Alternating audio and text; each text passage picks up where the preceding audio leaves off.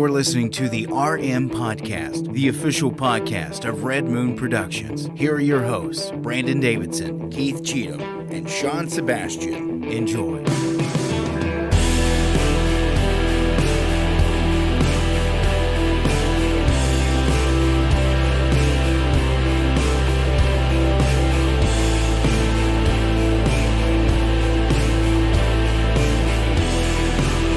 Hello and welcome to another episode of the Red Moon Podcast, live every single Tuesday night right here on all your favorite social media networks at 9 p.m. Eastern Time. You can catch the audio version downloadable on Thursday nights at midnight. That's right. I am one of your hosts, Brandon Davidson, alongside... No, he's out again! But it's his son's birthday, so we'll give him a little slack. Happy birthday! You ain't gonna say his name, are you? I don't. See, it's when you get the children. Sometimes I don't know. If it's like I don't want to share, But we've probably Sean knows. I think we have. Well, I know Sean has. He said his name. He said his name. I agree. It's like you don't want to. It's his birthday. I want him to have a nice, peaceful birthday. Yeah, I don't want all them fangirls. Writing in all those from the. Well, Sean don't want all them girls. Trying from to his class to sully his son's good name. So you can't trust anyone. Maybe this that's day and the only present that he wanted. Maybe he just wanted some girls from his 5th grade class. Oh, I assume maybe, that's what grade. I don't know. I'm not sure. I really don't know. We don't. Yeah, he don't know. I think that sounds about right. Does that sound right? Based on the 8, I don't know. I'm pretty sure. But it has to be 4th or 5th. But I don't know if they're probably all on the TikToks now at that age. I don't think Sean's son is. I think it'd be over his dead body. He wouldn't allow that. Yeah, I don't think he has a TikTok. That Sean knows of. That would be a problem. You'd have to. I mean, I had a MySpace secretly when I was younger. And my parents never found out. Well, they will now. They probably didn't really care. If they ever watch the show, they're going to know. I think they knew that as long as hey, all right, I'm 30. I'm 34 years old, guys. Well, soon to be 34. That don't mean they can't bend you over their knee and give you a spanking. They're gonna whoop me. Get the belt out. That's right. But no, I mean, hey, look, you kept those things private. I had some AIM conversations. Honestly, AIM wasn't that bad. I mean, chat rooms were bad, but AIM, you actually had to know. Yeah, like Instant Messenger was fine because that was the direct person that, they gave you their name, their username, and then, So, I mean, random chat rooms where you don't know who you're speaking to are fun, but it's like that. Not which good. It's canceled now. They got rid of it, but that Omegle or Omegle, I think. Omegle, I think Omegle, something like that. I don't know. That one, man. I would see stuff on Instagram stories and just random whatever. Some stuff was funny, but some stuff is just also like you don't know what type of very crazy, creepy person you might run into. Yeah, a bunch of teenagers getting on there, and I mean, just social media in general. Well, that is. Yeah. It's funny because we've been talking about this for years, since the dawn of social media. And here we are, young as we are, but we're not young anymore. We're old fogies. It's on the it applies in real life and on the internet. Don't talk to strangers. I mean, that's true. That's true. It's like don't give out your personal information. Don't share what if you're images, ordering photos, in the drive-thru? So don't talk to talking them. To a stranger. You say, hey, is there anybody in there working that I know? And if they're like, well, who do you know? And I'm like, nobody. You've already talked to them. Yeah. Oh, dang. Yeah. You can't do it. Crap. Can't bet managers. It's like you pull up and you're like, I'm not talking to anyone right now. I'm just saying that I really wish I had a Frosty and a large fry. Yeah. That's all I want. I'm just saying. If somebody were to sir, this is McDonald's. Make that. Don't talk to me. Just drive off. And then you just drive off. That's it. Yes. Crazy. That sounds like something we would have done, and if we had thought about it back then. It's true. Gosh. There's a lot of things, though, that I see now on social where I'm like, we definitely did that when we were younger and way better, too. We just didn't film it and post it online. No. And in fact, that's what made it even better. We had memories. Because who wants to leave evidence? It's like this generation's stupid. It's like everybody knows what you did.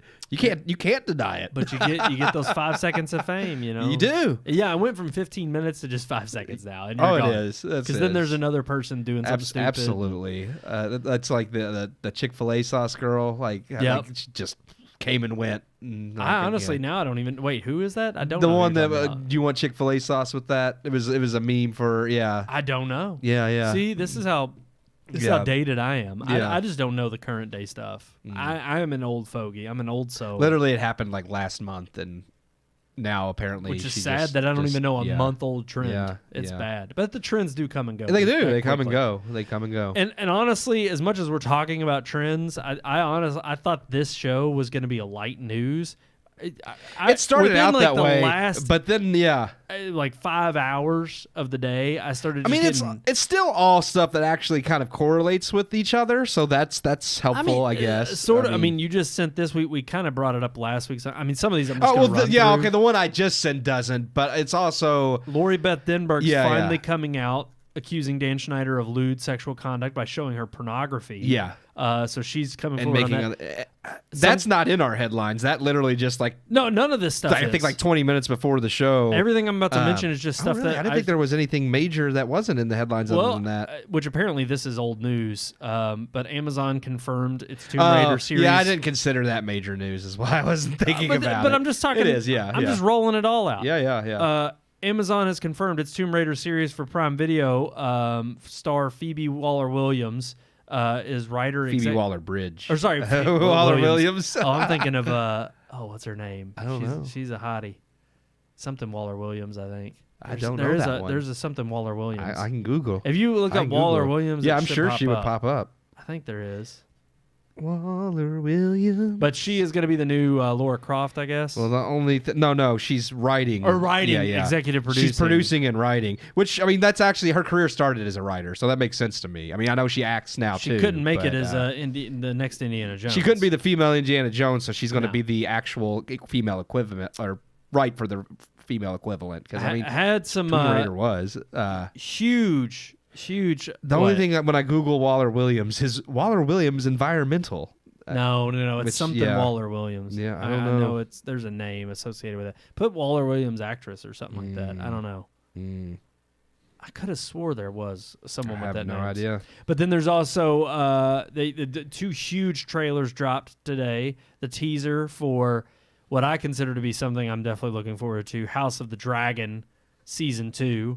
We are finally getting that. No. That is just the lesser of the fantasy series that had trailers dropped today. Oh, really? Nobody cares about House of the Dragon. No, everybody cares about Pooh. That's it. They also dropped a trailer, and it was glorious. It's funny that House of the Dragon... Yeah. I actually didn't watch that one because I'm actually excited about that one. And I will watch it.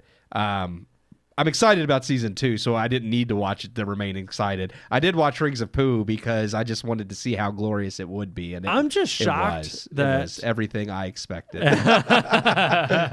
Sauron turning into Elsa and freezing everything. Here's the thing. Within the concept of what he's capable of, it's like, but it's just presented terribly. Yes, well, he's but it just looked terrible. Yes, and not only that, I'm like, I said within the concept of what he's capable of, it's like, would he be capable of that? Why would he? That's what I'm saying. He could.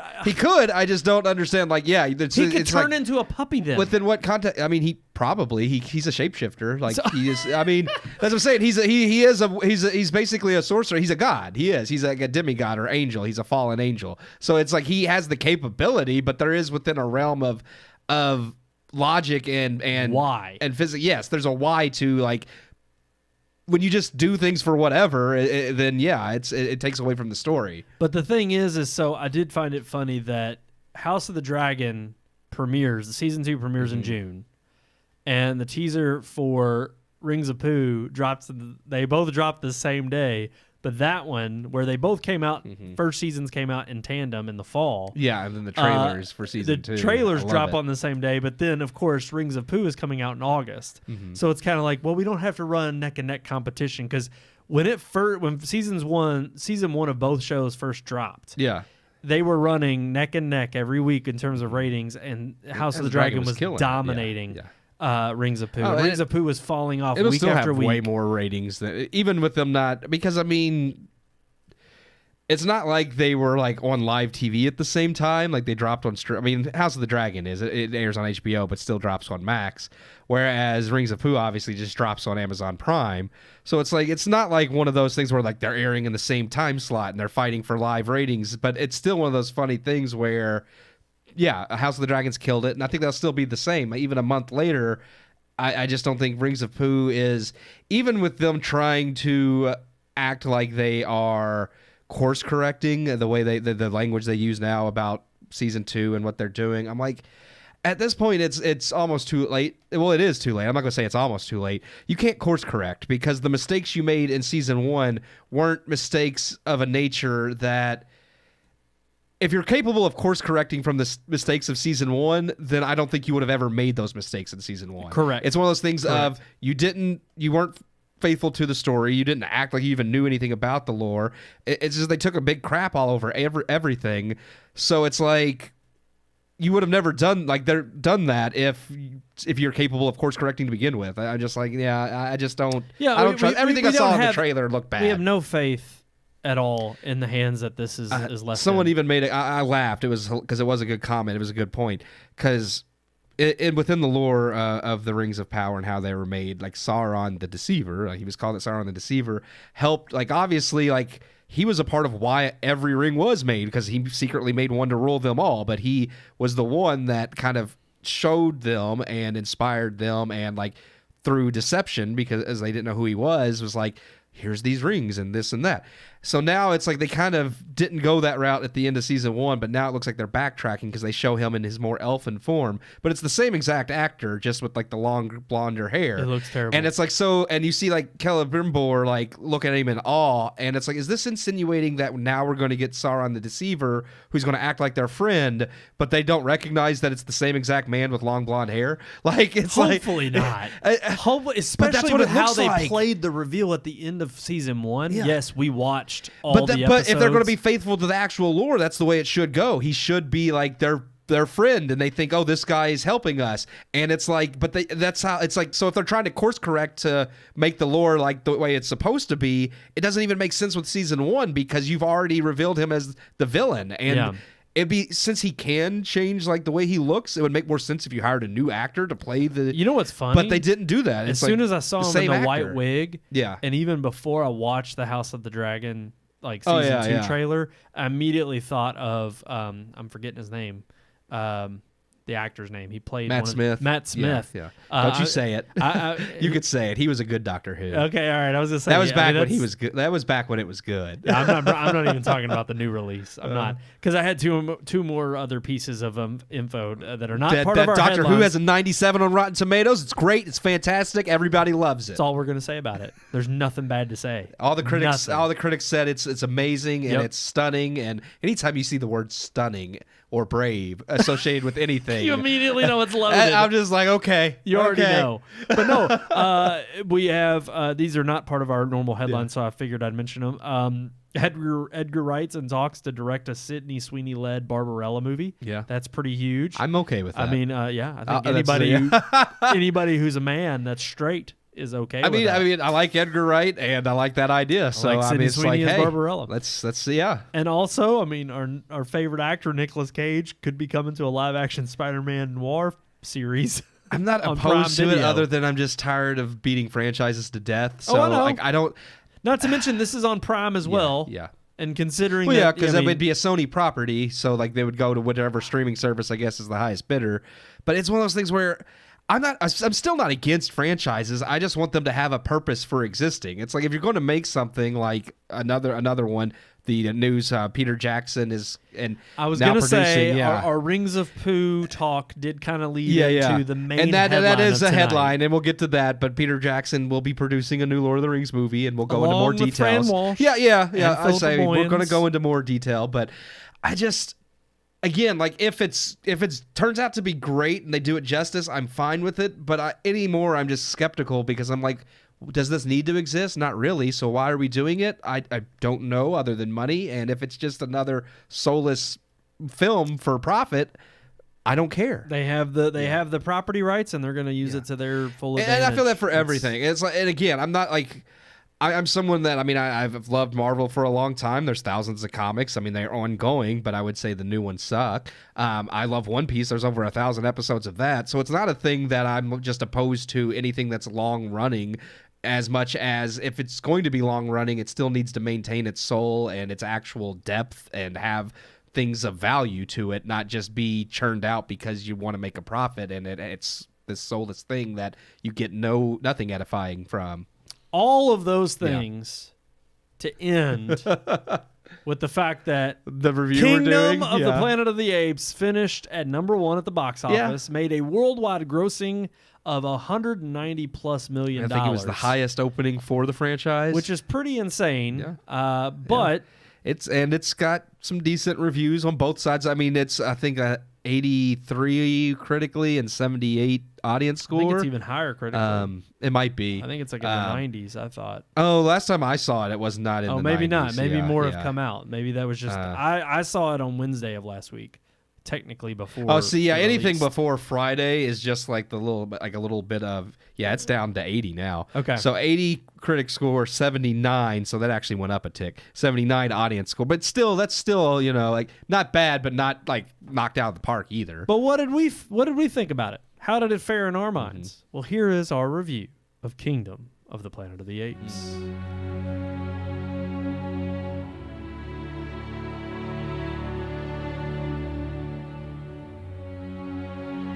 Summer blockbuster season is here, and while The Fall Guy wasn't exactly the kickoff Hollywood was expecting, this week's new release, Kingdom of the Planet of the Apes, sees the largest opening weekend for the Apes franchise. Raking in the dough and earning the top spot at the box office and promoted as the best film of the franchise, did Kingdom truly earn its top spot, or have audiences once again given Hollywood more reason to continue making shoddy franchise film after franchise film? Directed by Wes Ball, whose previous directing credits consist of the Maze Runner trilogy, Kingdom of the Planet of the Apes has been stated by Ball to be the start of a new trilogy that fits into the legacy of the previous 3 films. Though recently, the film's producers have stated plans for the franchise to reach 9 films, because all franchises must be made of multiple trilogies and never-ending sequels. Taking place many generations after War for the Planet of the Apes, Caesar has died and his teachings have faded with him. Humans have become feral thanks to the virus that originally brought intelligence to the apes, and apes have become the dominant species on the planet. The film focuses on a new lead, Noah, a chimpanzee performed by Owen Teague, the member of a tribe of apes who specialize in falconry. When Noah's tribe is attacked and enslaved by an unknown group of apes hunting down a rogue human girl, Noah sets out on a journey to save his family, teaming with Nova, played by Freya Allen, the human girl whose presence brought the rival apes to his village. Choosing to jump several generations into the future, Kingdom shows the decay of Caesar's teachings and brings the franchise that much closer to the planet seen in the original Charlton Heston feature. With plenty of Easter eggs and nods to the original movie and references to the previous Caesar trilogy, Kingdom tries to fill in a bit more history and the gap from the fall of humanity to a planet completely ruled by apes, but unfortunately doesn't have anything new to say or much purpose outside of a standard story set in the Planet of the Apes franchise. Noah is a fine new lead, the stereotypical self-doubting hero who must take the hero's journey to become who he's meant to be. Nova represents the last of humanity, their rightful mistrust of apes, and also the stereotypical ideas of a selfish and mistrustful humanity. New villain Proximus, played by Kevin Durand, is a generic, charismatic villain wanting the secrets of a military bunker so as to become even more like man, learning technology that the apes in the previous movies already understood. Yes, somehow the fall of man also regressed the apes, as none of them understood things like weapons and electricity, despite having used them in previous films. And while much of this can certainly be explained by the passing years and the fading of Caesar's teachings, the movie doesn't focus on these things. The loss of Caesar's ideology and its impact on what would become the world the apes create by the time we reach the original movie would have been a well thought out movie with rich themes, but the film only briefly touches on these things. I guess you can't do too much in one film, otherwise you wouldn't be able to stretch the franchise out into 9 movies. Kingdom of the Planet of the Apes isn't a bad movie. It's a much better addition to its franchise than any other Disney-owned property, better than the Jurassic World sequels and the last few Fast and the Furious films. That said, it's still the bare minimum of good, and one wonders where do we go from here and why.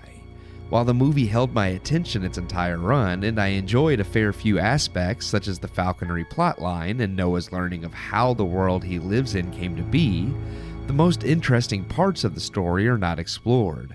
While the falconry does play a larger role in the story, it too becomes predictable and lackluster when its part in the climax arrives. Outside of Noah and his understanding of Caesar and the roles humans and apes once had in the world, the movie is just a straightforward hero's journey that ends predictably and sets up more questions than it answers. And truthfully, I'm just tired of massive franchises that only ever hint at the future instead of giving us a full fleshed out film in and of itself. Kingdom of the Planet of the Apes is fine, but as another entry into a long-running franchise, it just never quite convinced me that it was necessary. I give Kingdom of the Planet of the Apes 2.5 out of 4 stars. I mean, that's not terrible. I don't think it was bad. I don't think it was a terrible movie. Here's the thing. I walked out, and I will say, Sean's not here to really give his star rating. I know when we both walked out, I think we were both kind of thinking maybe 3 stars, but then we started discussing things that, that at first I think we were thinking we're nitpicky, but then when we got into it, it's like, no, it's really not that nitpicky. Those were some legitimate problems with the movie. And that's why I think ultimately I settled on 2.5. I don't know where he has settled. I don't know if he would give it 3, if he would go lower. He can't defend his point of view at this point. I just know that we both walked out thinking that it wasn't a bad movie, but it just wasn't... compared to the last two, I might give it a little bit of an edge over Rise, which was the first one with James Franco, just because that one was kind of dull until the very end. But even then, I would say while Rise was dull to the very end, I think it still had more things to say, a more important thing to say about the franchise, as it was kind of what led to the Rise of the Apes. Then this one I didn't feel like really had anything to say. It may have been a little bit more entertaining than Rise, but ultimately there wasn't any message, any theme, any part of the story that I felt like we haven't seen or gotten from any of the other movies. So same. And that's I think my biggest qualm walking away from it was, other than some other problems I had with it, that ultimately while I didn't hate it and it held my attention, I also just don't really see why this is a movie I need to see as part of the Apes franchise. It wasn't like some important piece that I was like, oh, without this movie, it's like, no, if this movie never existed, it would still be the same story that it already is as a franchise. Yeah, I mean, to me, my biggest flaws with the film were pacing and interest. I mean, overall, I just felt like I was kind of bored throughout. Yeah. Even the set pieces in this day and age. Look, you don't have to have huge explosions or what Marvel has turned into, which is just CGI dump fests. You don't have to have that to intrigue me, but you have to have something that is somewhat creative that makes me think that you took the time to develop how it was going to play out on screen and what makes it look interesting than anything else I might have seen in, yes, the many decades and the century of film that we've had. That's the idea of going to the cinema, is that I'm seeing something I haven't seen. Now, granted, something to be said continually for the new trilogy we got just several years ago versus this now new one they're not only trying to make, but they're trying to make it into a non-film saga. I think the 9-film saga was including the other 3. Right. But I mean, so it'd be 3 trilogies is what I think we're they're basically going. On the prequels, right? Yeah. And I know they're not prequels, no, but the prequel trilogy it is another Wars. Roadmap of we're going to have multiple trilogies, which is stupid, because the director of this one did say he planned this one out as a trilogy, so I'm assuming with the producer saying 9 films, I guess they're going for 3 trilogies. And I'm sorry, but you have to engage with me from the outset and get me hooked. The reason Rise kind of gives a little bit more it gets a little more leeway in my book is because it was the start of a new franchise, or the start of picking up the franchise, since we had seen it from Charlton Heston. The 70s, yeah. 70s. The last one I think was 74. So if that's the case, all I know is that that was our re-entry in. It was okay. I mean, technically, the last one was Tim Burton's reboot, but that one was terrible. Yeah. And again, I think nobody might defend that one. I don't know. No, we talked about it after and it was like this one was definitely still better than that one. Right. But I mean, it's just interesting to me because I know people went and saw this. Mm-hmm. It's sad that Fall Guy came out last week and is not going to get any love. I think that's what upsets me most. I don't hate this movie at all. It's lackluster. But if you have to see any movie if you had to choose, go see Fall Guy because that was an amazing movie and it deserves to be making the money that Kingdom of the Planet of the Apes is making right now. But because it is a franchise and because it has that weight behind it, and because truthfully, this is resting on the reputation that I would say the last Transformers was resting on with Bumblebee. It had, if you look at, even with Rise, the beauty of Rise, Dawn, and War of the Planet of the Apes, all of those movies, it got better. Each one was better than the last. And when you come to this franchise, I've still got to see it. I get we're starting from a new perspective. We're starting over with a new story. But you got to give me meat there that is on the bone that I'm savoring. And that was not in this movie. Characters come and go way too fast. I'm not going to spoil anything. But a lot of characters are introduced in kind of surface level. They're kept surface level the whole time. You don't really get a chance to dive in deep or get attached to any one particular.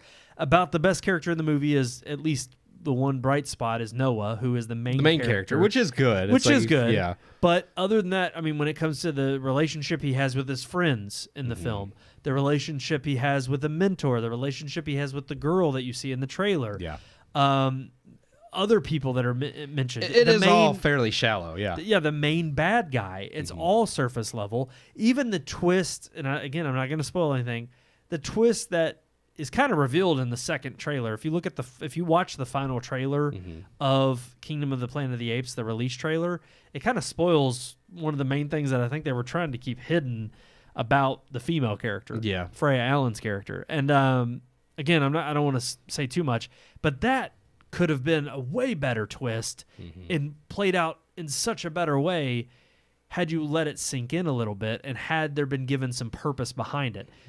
So much of this film just kind of seemed like a lot of good ideas jumbled together with none of them really formulated in such a way that it drove me to want to see what was coming next and be interested. And I hate to say it, that it really, especially with the way it ended on a low note for me. They were trying to make it some kind of heavy-handed, very emotional impact of, again, this divide between apes and humans.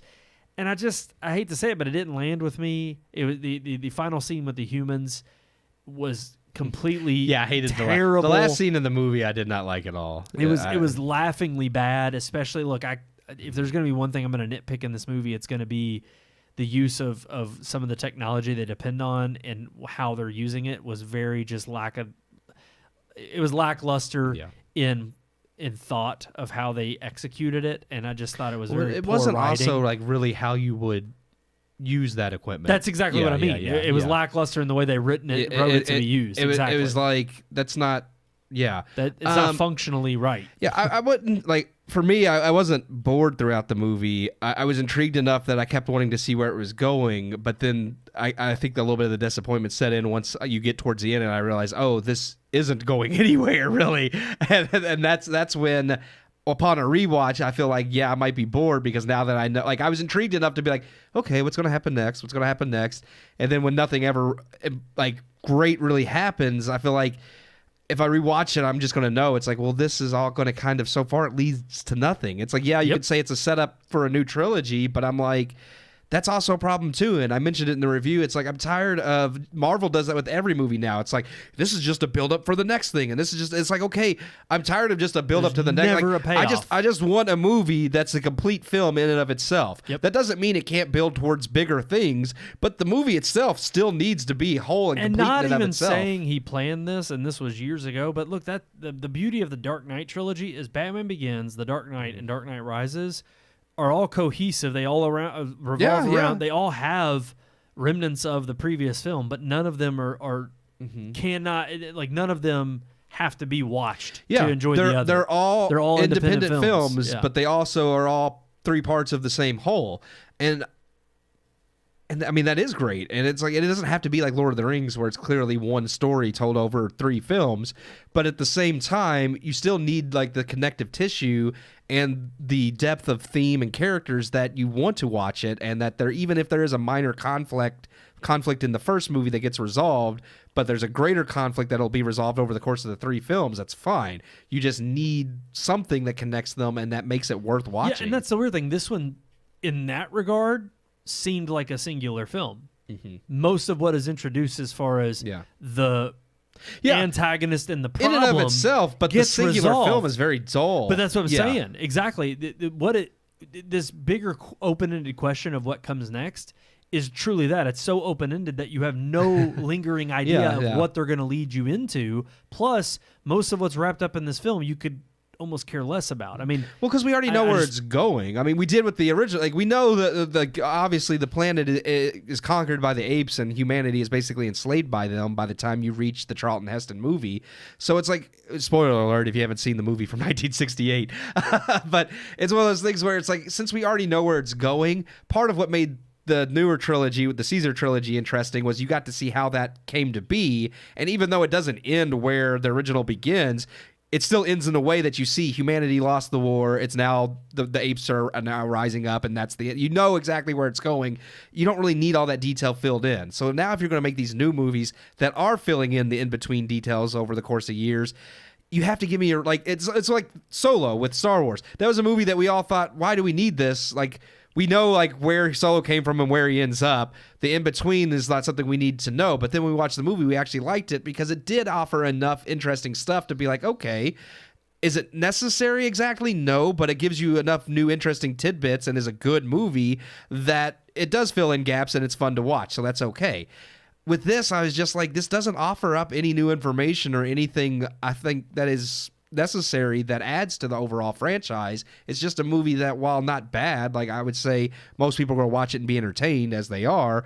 For me personally, I just want something a little bit more. Yeah, and that's exactly how I left the theater. I mean, and look, I'm talking about all the things I didn't like about it. It's not one that I probably will revisit again. I got it with the first viewing, and I was fine with that. I didn't think it was terrible in terms of terribly acted, terribly written, none of that. I mean, it was lackluster overall. I ended up settling on 2, but a very average 2 stars at best. I think it's one that is not moving the needle forward at all for the franchise and in terms of just cinema in general. And look, you could say, well, does every single movie have to do that? No, but one, we just got a great example of a movie doing that last week with Fall Guy. Mm-hmm. So you have it literally, it's contemporary of a big blockbuster last week coming out, which sadly it's fizzled, but a big action flick that turned out to be a breath of fresh air, juxtaposed also with this being a franchise film. So you also have the comparison of all the other movies in the franchise to compare it to. Yeah. So the fact that this one is a lackluster entry on my part, it just doesn't make me feel invigorated for what's next for this series. I just don't care. I mean, I'm not nearly as worn out or driven mad like I am with Marvel, but that's also because this really only has 6-7 movies in the franchise. It's not like they're just pumping out. I forget how many. Was there only one Charlton Heston?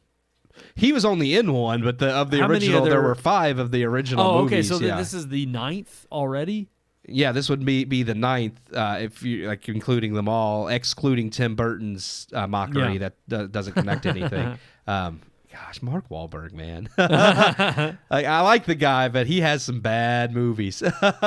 Guys, we found an ape. Yeah, no, I'm just kidding. That was about right. Yeah. But no, where I come from, humans are the dominant species. But no, all I can say is, I just wasn't too entertained by this movie, and I mean, if you want to see what's going on, check it out in the theater. I think obviously they're going to be more than happy with the success that this film has made, and clearly they had already had the idea of doing others in the works. But the performance it had from this first weekend, no doubt sold the fact we're getting another one of these. I think it's funny because it's another Fox holdover film, and it's watching it. My overall opinion now was I was like, This is a movie that I would have been more okay with if this had been like a straight to streaming film, because that's almost the quality it feels like. It's not bad, but it also doesn't really feel like something made for theaters, in my opinion. True. It reminded me in that sense of Prey, which I actually liked a little bit better, which did release solely on Hulu, the Predator prequel. Mm-hmm. And that one I was like, oh, it was kind of a return to its roots type thing that I was like, okay, I don't mind this. And it's like almost because that one was successful on Hulu. Like I know the new Alien movie they're making, I think was originally supposed to be a streaming film, and then they decided to make it theatrical after Prey was successful. And I think this was always supposed to be theatrical, but part of me also wonders, especially since Wes Ball was the director and he's basically a no-name. He did the Maze Runner. I'm like, was this maybe supposed to doing The Legend of Zelda? Yeah. But I want to mention it because you're talking about, this is a huge franchise. Yeah.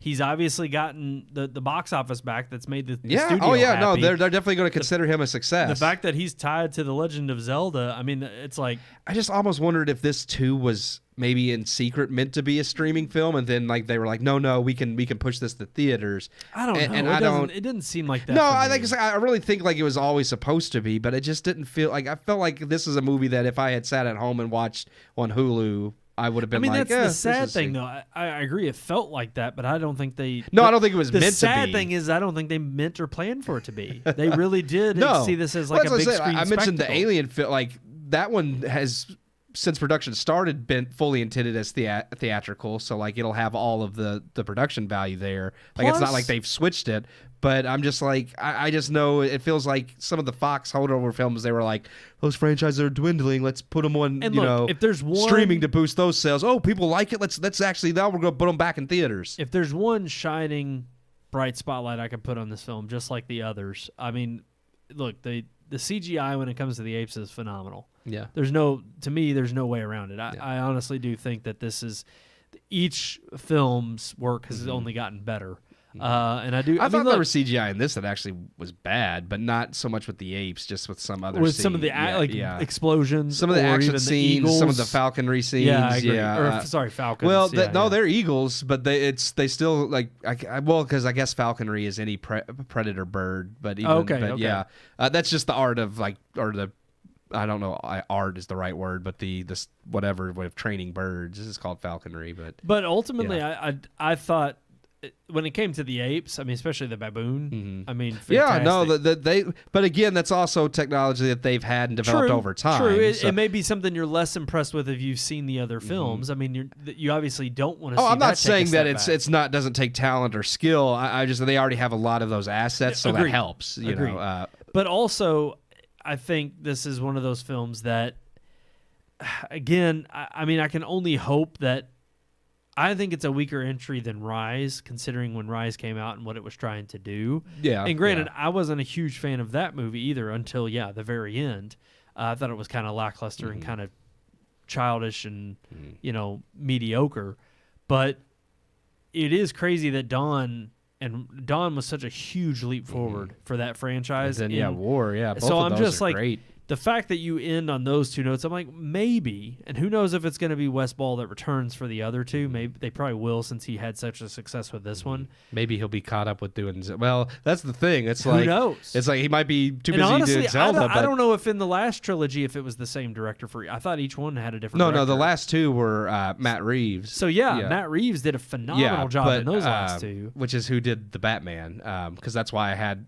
Which I don't dislike the Batman, but I didn't like it as much as his Apes movies. Agreed. Agreed. It's not as memorable at all. Not a bad movie, but not as. But he didn't do the. I don't remember who did Rise, but he did do the last. But it is two. interesting if you think about it that with Kingdom of the Planet of the Apes, maybe there's a chance that number 2 and number 3 in this trilogy will be that much of a leap forward. Maybe it could be Dawn of the Planet of the Apes and War of the Planet of the Apes. They have to think of a good story worth telling, because right now I'm just like, I don't know what the point of this is. Like, you're making a new trilogy. True.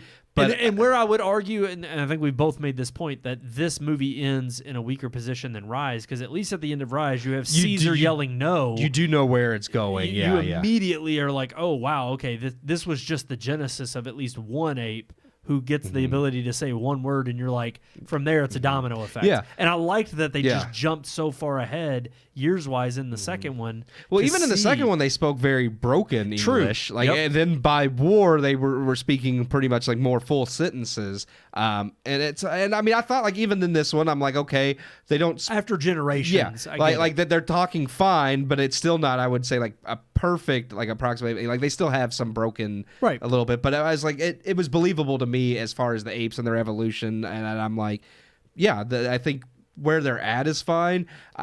Just the story elements were flat. There were questions I had with like this gap in time where it's like, obviously, okay, so the people become more feral because of the virus. They set that up in war, so that's fine. I believe that. But then also a lot of the apes like no longer know how to use things that they were using in the last two, like the guns and weapons and electricity. And I'm like, so why did they no longer understand? Because even the ability to read, the orangutans like these are words that we kept because that's how. And I'm just like, somehow they lost that too, and I'm just like, why did that happen? And there's just a lot of questions that I said baboon earlier, and I meant orangutan. Oh, I didn't even catch that. Yeah, I did. I didn't even catch it. I just now remembered that. But anyway, sorry, continue. No, it's fine. He was actually one of the only other characters I like, and then I don't want to spoil anything. I almost did. But I will. Well, he's one that I wish you get more screen time. Yes, that they didn't give him as much screen time as what I thought they were going to. And they didn't develop him as much as I thought they were going to. Like, when he shows up, I'm like, oh, this is an interesting character. Right. And then just the moment that he becomes interesting, it's like, oh, now he's not in the movie anymore. Yeah, it's like, oh, well, great. Yeah. Yeah, but until they have, I think, a solid story that they want to know, like where the direction's going and what they're telling. And that's my problem with all franchise films right now, is that they all are aimless. I feel like they're just another movie to be another movie. And for some people, that's fine. That's why we still have all the Transformer movies we have. But to me, I just want something more when I watch a movie than just mindless entertainment. Like, yeah, the entertainment aspect's great, and I'm not saying I never enjoy mindless entertainment. Right. But I just, And maybe, I don't know, it's funny, maybe I'll kind of wrap this up into maybe the conversation that it comes with our Lord of the Rings conversation and that new movie. Because this is far better than Rings of Pooh. But I meant the new movie coming out. But here's the thing. We'll see with that too. Ultimately, my point is that I'll save it for that conversation, because it deals both with this. It's franchises in general. Yeah. But to me, I'm just like, I agree with you. It's more of a, I don't have any use for these movies, and there's part of me that's like, is there this evil genius behind some of these producers or studios that's like, yeah, but there's still slasher flicks that were cheaply made, that were done because Freddy and Jason and them were popular. Those petered out too. Well, they did. Eventually. I mean, it took time, but they're endearing now. They're endearing long after they were gone for the sake of not being, for necessarily being good. Like, I love the Nightmare on Elm Street movies. Trust me, I know, but it's a beloved franchise and series that held up because of its endearing, like, cult classic status. Does that mean I want these franchises that actually have good movies to be running in the ground like that? No. But I'm just saying, is this an excuse to turn everything now, since we have these huge universes, into something that will be remembered generations down the road of like, oh, I remember seeing that as a kid, and that was a fun popcorn flick to go see with my family. I know only time will tell, but I do feel like because I didn't want to hold on. Yeah, we'll get it. Yeah, we'll get into that. I didn't want to drive that conversation right now. Yeah. Because we'll talk about it when we're talking about. Because honestly, we can get into the. We can roll the headline open and just start talking about it right now. Let's go for it. Let's do it.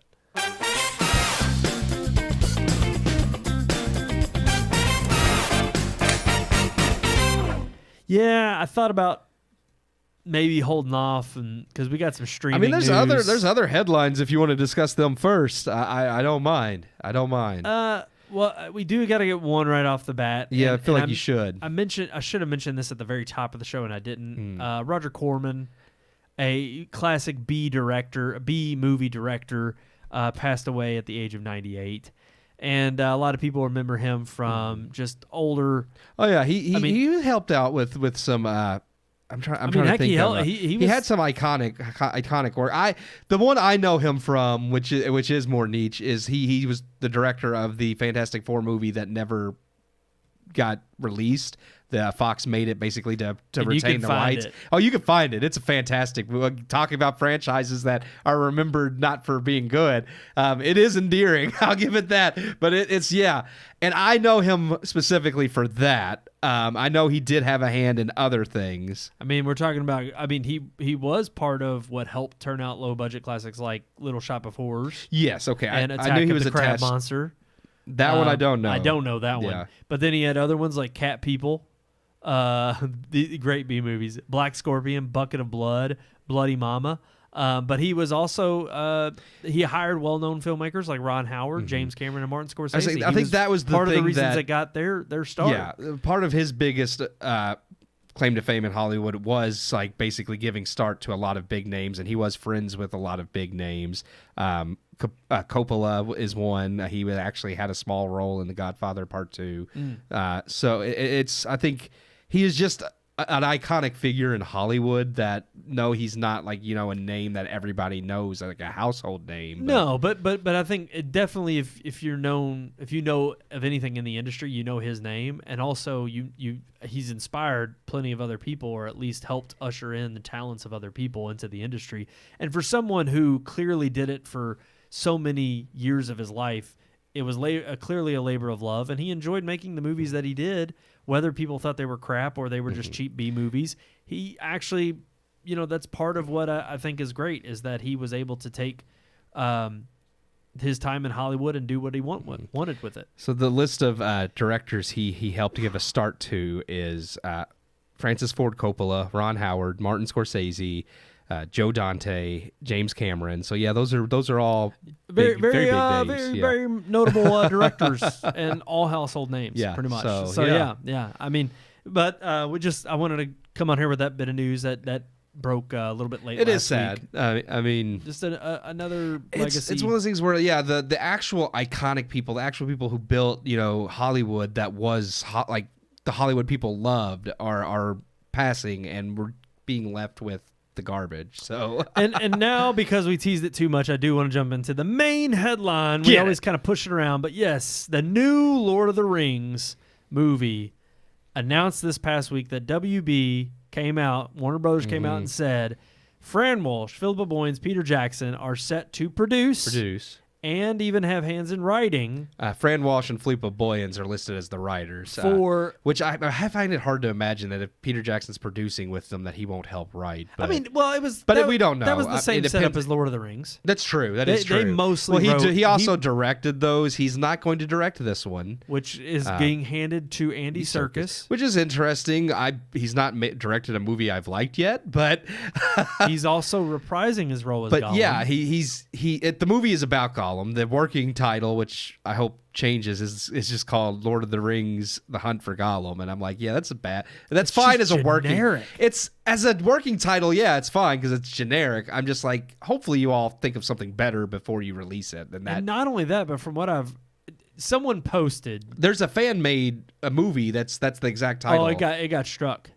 It already got copyright struck the moment this news broke. Which is fun because it's older. It's been out for years. It's been out for a long time, yes. And they were pissed. People were pissed because they were like, this has been out for years. Not only did you steal the name from a fan-made movie, but now you're going to try to crack down on them after it's been out for years. Yeah. Yep. Yeah. And yet we're supposed to be, turning up and thinking these people appreciate the work of Tolkien. That's even more proof that you've run out of ideas. Because, yes, I mean, there is a, like, independent, like, with...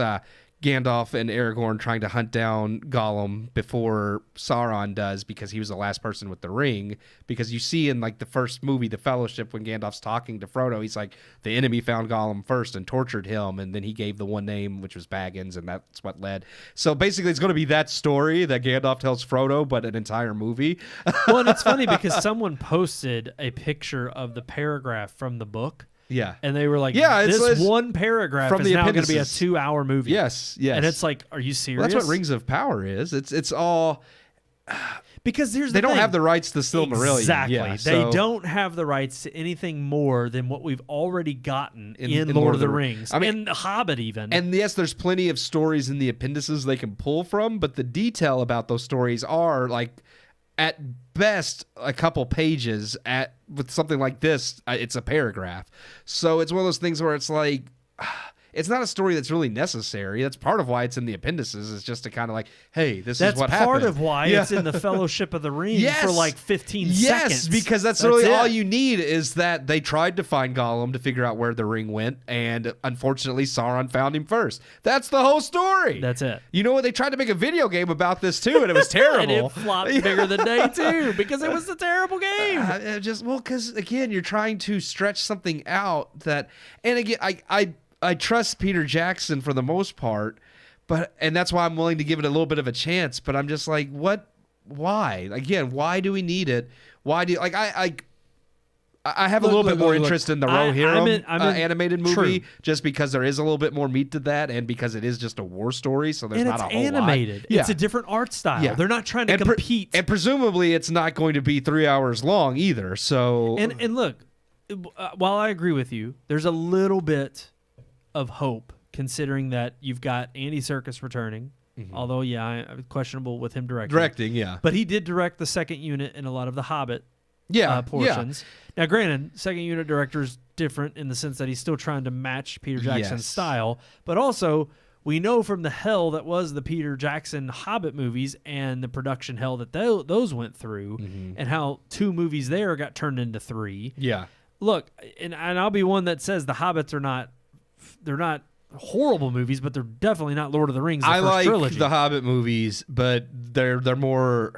I don't want to call them guilty pleasures because I don't think they're bad, but they are not Lord of the Rings. Well, I said the best thing you could say about The Hobbit is that if you watch The Hobbit before Lord of the Rings and you watch them all in order, every movie gets better. Yeah, that's true. Now, some people may argue that the last one is not that good, that it's full of a bunch of action that doesn't need to be, because yet again, the Battle of the Five Armies was a page in The Hobbit that's turned into a 3-hour movie. Bilbo gets knocked out and then he wakes up after the battle's over. So there's not a lot that's explained, or there's a lot more shown in the movie. And that's also kind of Tolkien in general. He's never gone into great depth on like fights. Now that doesn't mean that fights don't last long in Lord of the Rings. It's just that the details in other areas. Trust me, some of the best scenes in Lord of the Rings are Two Towers with Helm's Deep and the Pelennor Fields with his detail is more in the politics behind the battle and war going on than the actual battle itself, which is fine.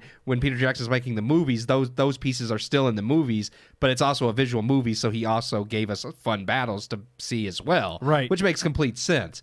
With Battle of the Five Armies, you made a whole movie out of something that there was no information on, really. To me, my problem after having the Hobbit trilogy, what we got, and knowing that they don't have any more rights to what we've already seen, especially with Rings of Pooh being out. And granted, you could say, oh, well, it's not the same people in control of it. It doesn't matter.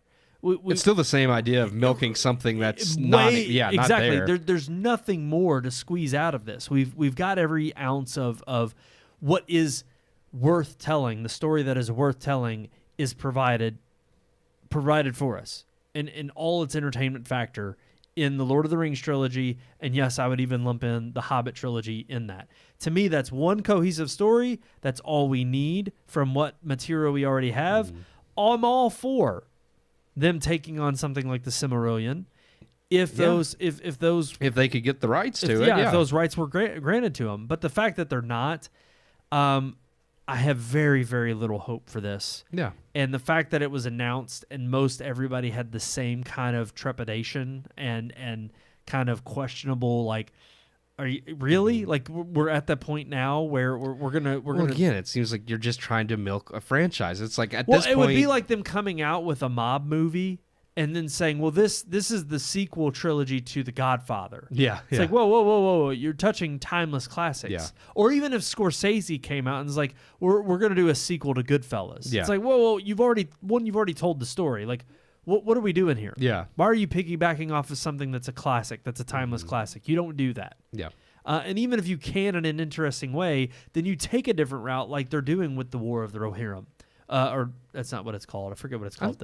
Is it the War of the Rohirrim? I think it is. Okay, it may be. The animated feature that's coming out in December.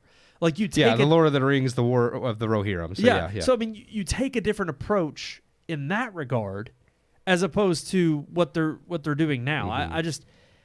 Because it's clear, and we already knew because David Zaslav openly said as much, but it's clear that it's like, okay, now you're just trying to milk a he said, well, there's all these untapped franchises we need to make more movies of.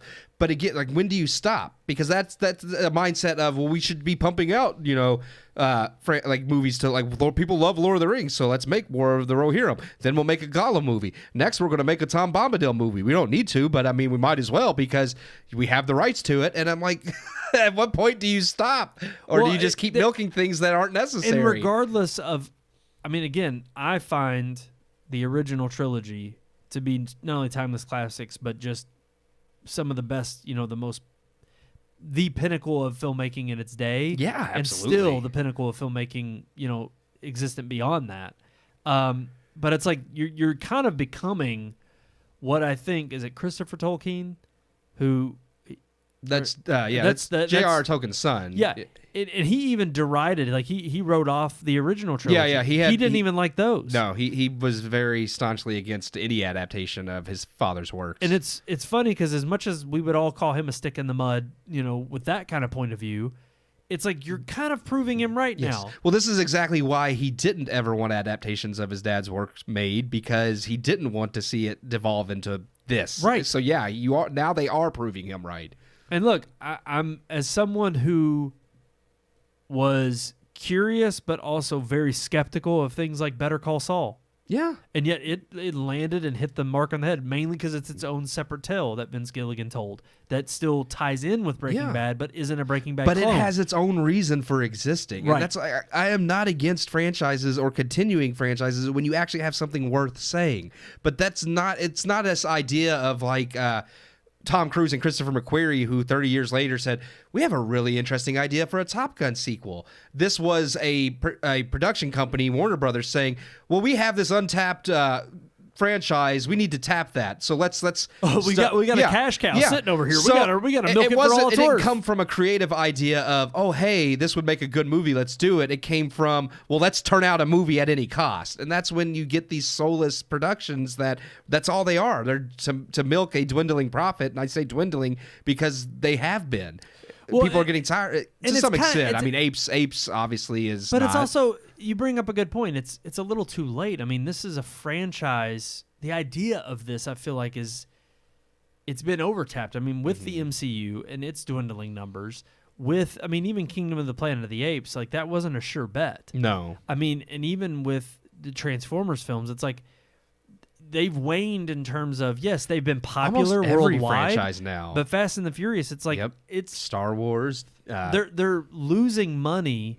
That, you still have certain ones that are making money to the degree that it's making the studio you have happy. diehard fans that are always going to see these products because they're never going to let go no matter how bad it gets. But I mean, it's sad. I am willing to eat my words if this ends up dropping and it's a great addition to what we already have. Oh, no. I mean, that would be my hope. Agreed. I would much more rather be proven wrong in that sense than the opposite. Yes. My only concern is it has nothing to do with who's involved in it. It's just, why tell this story and why do we need it? And that's okay. Furiosa comes out this weekend. Perfect example. And that's one thing. It's like, I want it to be good. Like it's everybody's like, oh, y'all are just bitter or you're hating on. It's like, no, like those are like, I like the Mad Max franchise. And George Miller, he made those movies. He's making Furiosa, so I would hope, since he's the original creator, it'll still be good. But you can't trust anyone in Hollywood anymore. Like even like Peter. Like I'm like, I have no reason to doubt Peter Jackson, but at the same time, I'm just so tired of franchises that even though he's attached, I'm like, that gives me some hope, but I still don't trust it because it still feels like an unnecessary movie. Right.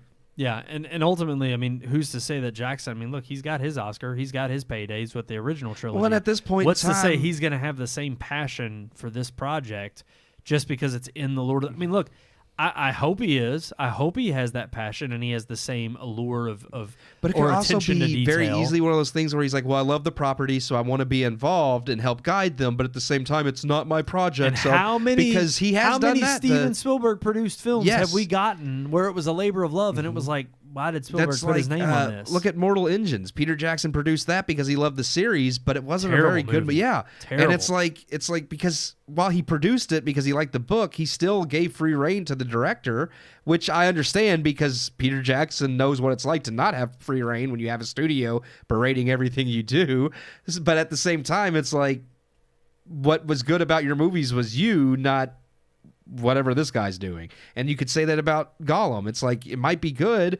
We don't know. Andy Serkis made that terrible Mowgli movie for Netflix, and he made the second Venom movie. So I'm like, and while I know like Venom was a studio project, at the same time, you're still the director, and I'm not going to cut you slack just because you just showed up to turn out whatever Sony told you to turn out. I mean, that's still your project. You went along with it.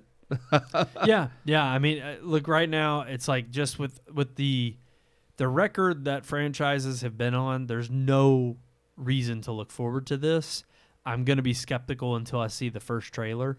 And honestly, I don't want 12, 20, however many Lord of the Rings movies. It's like the Infinity Saga was a thing in and of itself, and I love it. But then Hollywood decided that every franchise needed to be that.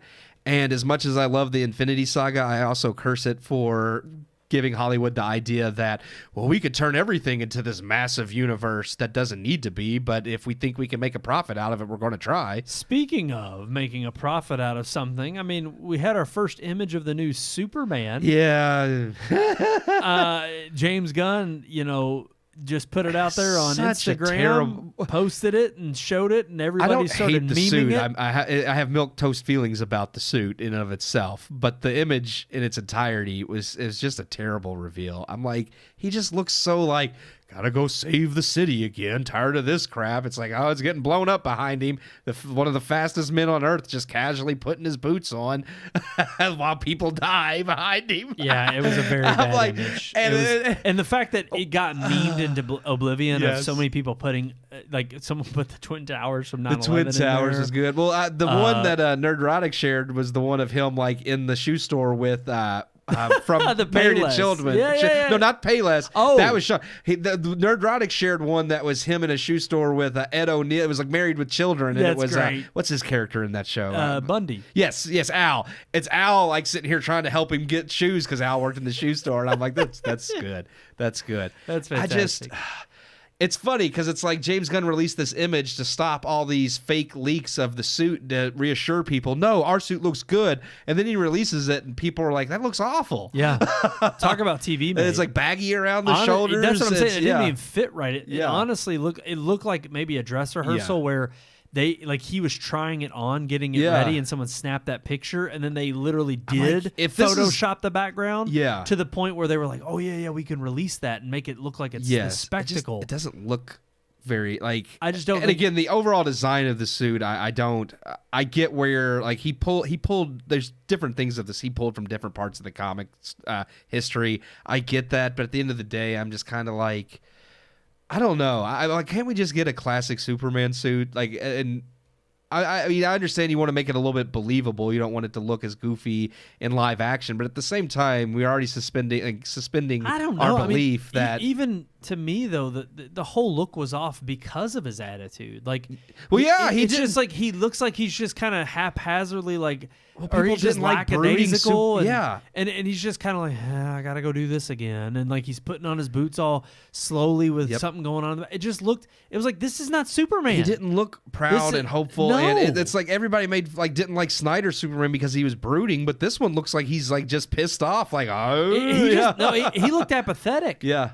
To me, he looked like just he didn't care. Gotta wake up and put my boots on now. And so to me, that just ruins I don't see of how. To me, this may have been, if you take out, Zack Snyder's Superman, and this was the first kind of Superman we have seen since maybe even that. Since Christopher Reeve? Well, that, or I would even say since Brandon Roth in the Superman Returns. I forgot about him. If this had been James Gunn even or maybe in the thick of the Infinity Saga, I could have seen people being like, ooh, oh man, like just kind of like, oh, it's just a production photo, but look, you're excited. But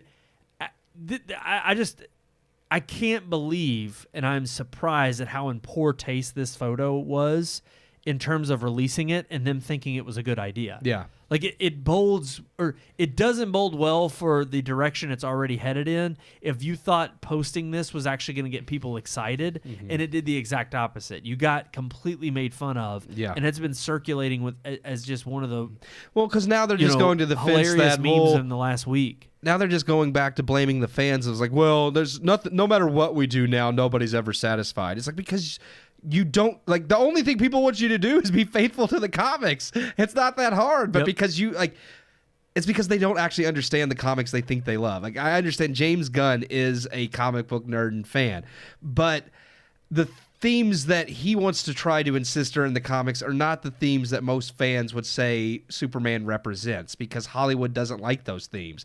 The idea of someone who stands for truth, justice, and the American way is not good. They think that's outdated, or that's bad, or America's not a good place anymore. Why would you want somebody who stands for that? And so they twist it into something else. Like, this is what Superman really is. And it's like, no, it's not. That is the exact opposite of what Superman has always been.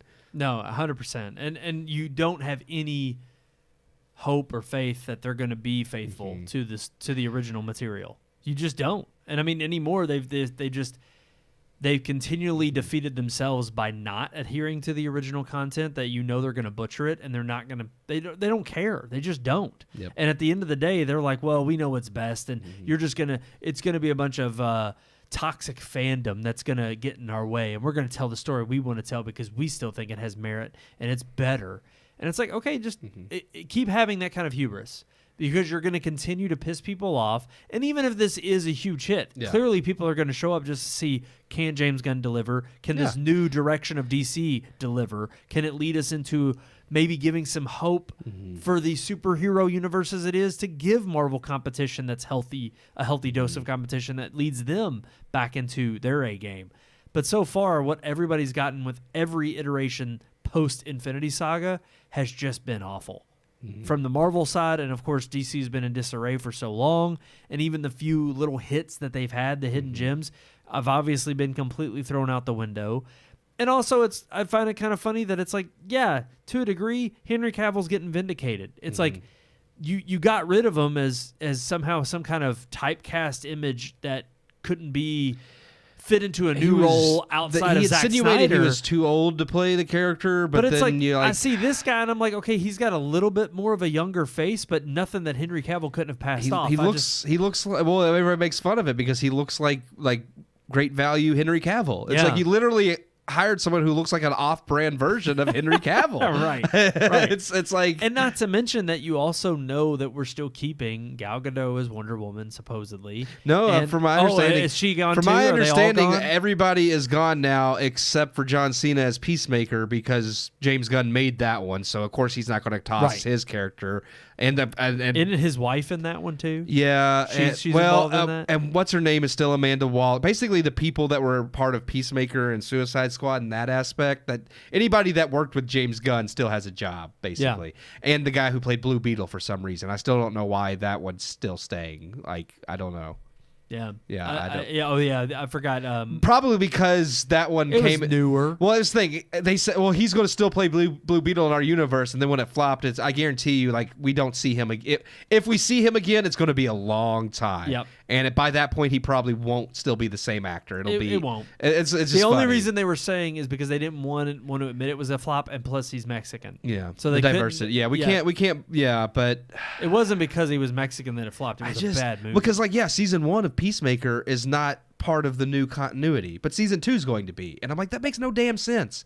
You can't say season 1 of a show is not part of the new DCU. None of it makes sense. But season 2 is, but season 2 is still a direct follow up to season 1, so that means that season 1 has to be like, it's so stupid and convoluted. And I'm like, all you have to do is completely reboot it. If you're going to go that route, you have to completely reboot it. You can't try to say, Agreed. Well, I like the fact that I'm making Peacemaker, so I don't want to abandon it. Well, too bad. If you're going to reboot everything, then reboot it all. I agree completely. But we also got some great happy news. Yeah. Cable's back, baby. Cable's here to stay. That's right. The cable deals of yesteryear hasn't gone anywhere. It's not gone anywhere. But and this is funny because the headline only mentions one new bundle. Yeah. That is coming out. But we've got news today that broke about another bundle. So let's talk about the first one. The first one, it broke a little bit last week, I think. It was towards the end of the week. A Disney Plus bundle coming that is going to include Adobe Max. It'll be Disney Plus, Hulu, and Adobe, or not Adobe. I was like, wait, Adobe Max. Did I say Adobe? You did. I meant I don't know why. Your brain, but Max, as Adobe in like formerly Max, HBO Max. But Adobe Max is their press conference every year where they announce. Oh, I know what Adobe Premiere Max is. I just think it's funny that I was like, I don't know why that popped in my head. Yeah. And honestly, it clearly shows you that HBO Max's branding didn't. Why'd you drop HBO? Yeah, everybody knew what HBO was. But yeah, so this new plan, there's really no. Other than the announcement of it, there's no details as to what it's going to cost. I did see an ad today on Facebook, and I don't think this was about that bundle. I think this is just a thing they already do, but like you can add HBO Max as kind of like an add-on to Hulu for an extra $15.99 a month. And I think that's the same thing Prime does where you can add like Stars, Max. Right. It's like, but I think with this, what we're talking about now, like they're actually going to have a bundle the same way Disney has the Disney Hulu ESPN bundle. There'll now be like an additional bundle with Disney and Warner Brothers teaming up to where you can get Disney, Hulu, ESPN Plus, and Max. No. No ESPN? No ESPN. They did mention a separate type of sports bundle. I forgot. So there's another sports bundle coming later in the fall, but this one is particularly, and that's what kind of made it buzzworthy, I guess, is that it's Disney Plus, Hulu, and Max, your entertainment type Which aspect. Is funny because I already have the Disney Hulu ESPN bundle. If I wanted to bundle Max with that, like I would think. Is that even going to be available? It's like that would be more preferable to me, but then Sean brought up a great point, and I agree with him. Does the bundle include like any version? Because I can easily see them being like, these are bundled, but you only get like the 1080p HD version or the version with ads. You don't get like, the full 4K ad free. And the thing is we're only about a month or so out from this apparently hitting. Yeah, they the offered not really any details about it. Same with the other bundle, which was it's Netflix, Apple TV Plus, and Peacock. Yeah, which funny enough, I was a little bit more intrigued. Jake, show me a Coke. That's only because Raw's going to be on Netflix, and the rest of it's currently on Peacock. And if you have a bundle, you got all of wrestling. True. And the fact that there are still, whether it's The Office, like you said, wrestling, or with Netflix, there's still stuff that comes out on Netflix that I intentionally don't subscribe to Netflix because of ever since they started cracking down on the password sharing. It pissed me off. So it's like I only subscribe, which I know it's still eaten into the way they like to do things because all they care about is, hey, well, we got you for a month. Yeah. But what I do find funny is that while their revenues have increased, because the ebb and flow of how easy it is to cancel your subscription is what is driving all of these streaming services to try to find new ways to bundle themselves. And it's funny that this initiative for Netflix, in particular with Apple TV Plus and Peacock, is being headed by Comcast. And they're calling it the Stream Saver package. And again, no details on exactly what the cost of the bundle is going to be. But you have to have some type of service with Comcast in order to get it as well. Probably. You have to have either, I think they said like Xfinity Internet, I think Comcast. I was reading that it's like it's a bundle for those that already like, There's which a catch. Which is kind of funny because it's like, okay, if you have like Comcast cable, I guess you might still want streaming services. See, I don't have cable at all because I think it's pointless at this point. It is funny. We mentioned like one of the very first shows we did. I remember when we talked about the death of cable and we had predicted that it would be gone in a few years, which it's managed to limp on past what we thought it would. But I do remember you specifically had mentioned that you thought one day streaming service would have kind of like just like cable packages where this package you get these channels, this package you get these channels. It's like streaming services are going to start offering bundles where, you know, this package you get these streaming services, or if you want the, and it's funny that you now see that happening and that's coming true because it's almost like the only way they can survive at the moment. They haven't all figured out how to be profitable yet. And part of that is the business aspect. I'm not opposed to it because if I can get all three services at a cheaper price than paying for them individually, that's awesome. But at the same time, I feel like part of this is only coming about is because they are churning out so much crap that nobody wants to subscribe to. Well, that's what I find interesting. One, the details are so sketchy that I'm still, it's like, okay, what's the cost? And like you said, what kind of tier am I getting here? What's included? And if you do offer it at this tier, can I pay a little bit more and upgrade to this tier? But is that the same kind of experience I'm going to get across platform? Because now all of these platforms have different variations of whether it's, do they add, put ads in it? Do they add a lower quality tier and that's what their low tier is? Like there's different, it breaks down on each service how they handle the different tiers that they offer. Mm-hmm. So how does that come together in a bundle when you're offering these services together? And then like you said, there's the catch with I've got to be a Comcast subscriber of some kind in order to get this bundle. So how much is that going to really cost? And like you said,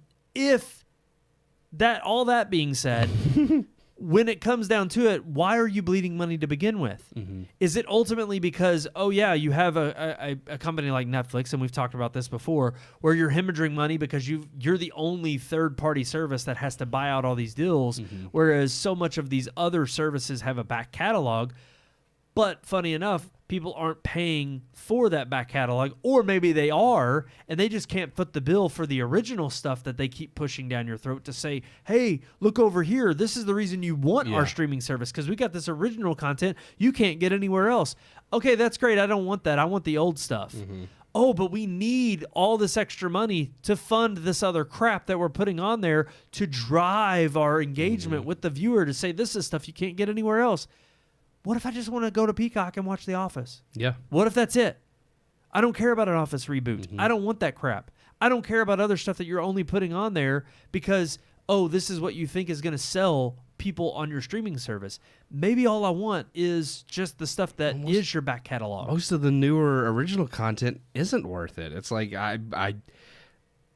if I use Disney Plus, it's for back catalog because I haven't watched some of the, like, I watched Loki season 2 because I liked season 1, but I didn't watch Secret Invasion, and I still have no desire to. I've not watched any of the Star Wars shows in I don't know how long, because I have no desire to.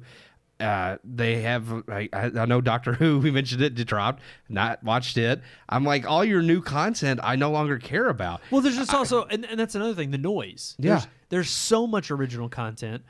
It's too much, honestly. Yeah, there is. There's not enough. I like Star Trek. I haven't watched any of those either because when you have 6 shows going at the same time, I'm just like, I can't keep up with this. And it's like, I'm not going to try anymore. It's like, I still have the original series I like. I have Next Generation. It's like, I can go back to the things I like because I know I'm going to enjoy them and I don't have to try to constantly juggle. I need to see this show, but then I need to see this show because it's a spinoff of that show. Right. And then this show ties in and I'm just like, I'm not. And isn't it weird that, and it's like, I want to give credit where credit is due in certain circumstances. I mean, there are some Netflix productions and even originals on other streaming services. I'm not everything. I'm not going to say everything's terrible. Hold on.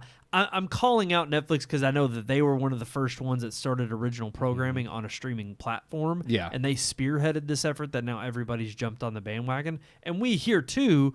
We're all about streaming and saying, not only is it the cable killer, they made great shows, but for a time it was, and they were quality, and yet it seems like we're now in this weird space where not only just Netflix but all the streaming platforms are creating things that are still high quality in terms of production value, but lower quality than what we were getting before. Mm-hmm. So it's like they want to add in this flavor of, like you said, all these Star Trek series, and they want to have it have the same kind of quality that you came to expect when back in the 90s you were watching Next Generation, and it was amazing, but you're like, well, yeah, it's a TV production and it's on network television. It's going to have to bring the goods because it's a huge audience, and they're only going to spend that kind of money on something they know is going to be a success. Yeah. And it's kind of the same now where you want these smaller niche pieces of content to have that same kind of luxurious production value, but you don't have the audience to back up and justify it. They're not tuning in, and even the ones that are tuning in and that are the diehard fans either walk away after a few episodes because they tap out because there's too much, or the fan base just isn't large enough. I mean, I hate to say it, but it kind of makes me want to go back and get, give it some love. But I've just recently turned out that X-Men 97. Oh yeah, I've seen rave reviews. From it's it. Actually people were actually. I'm not going to say it is completely like there are still a few phrases in there that are definitely there's some woke. There's woke-ese. I don't think the show is necessarily woke. I'll give an example from Kingdom of the Planet of the Apes when you meet the orangutan character and he's like, "Oh, my village is gone." And he's like, he was my village. And at first, because it didn't go there at all, it's fine. But when he first says it, I'm like, are they insinuating this monkey's gay? Yeah.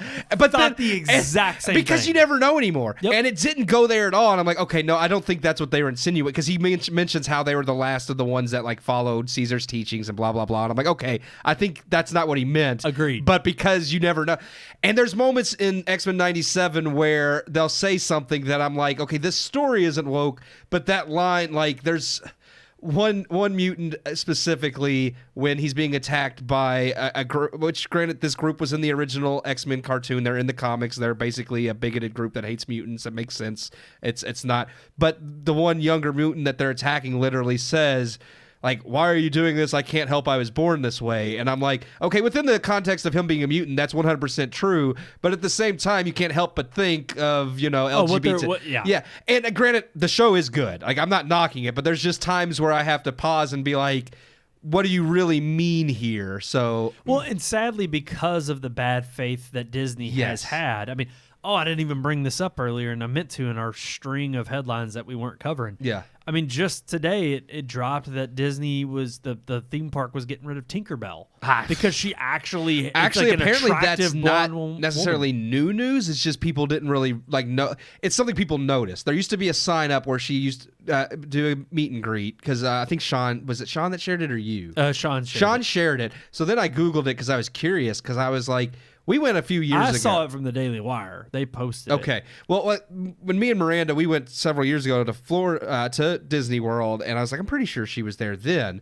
So I Googled it, and like apparently at some point after COVID, like the sign where she used to do the meet and greet, they just took it down and she was no longer there, and they never brought it back. They never said anything about it. So then people kind of got curious of like, well, where's Tinkerbell been? So then Disney finally kind of came out and I don't know if it's an official, basically it was one of those things where they're like, well, we don't want her at the meet and greet because it sends off a bad like body positivity message. Like This is it's like, oh yeah, no, the statement is absurd. Because a fit blonde woman is like, it's like, oh, you should feel like, we don't want to make fat people feel bad that the Tinkerbell who's a fairy is not a fat fairy, I guess. I don't know.